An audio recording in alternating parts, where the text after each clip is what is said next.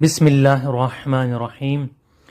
قرآن کریم میں آیات سلام کون سی سورہ میں ہے؟ جس میں سلام کا ذکر کیا گیا ہے وہ آیت کون سی سورہ میں پائی جاتی ہے؟ اس کا صحیح جواب ہے سورہ نساء، جو کہ چوتھا سورہ ہے، آیت نمبر 86۔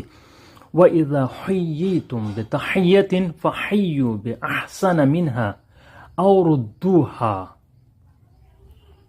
یہ سورہ نساء کی آیت نمبر 86 ہے، جس کا ترجمہ بھی یہاں پر بیان کیا گیا ہے۔ اور جب تمہیں سلام کیا جائے تو تم اس سے بہتر سلام کرو یا انہی الفاظ سے جواب دو، یقیناً اللہ ہر چیز کا حساب لینے والا ہے۔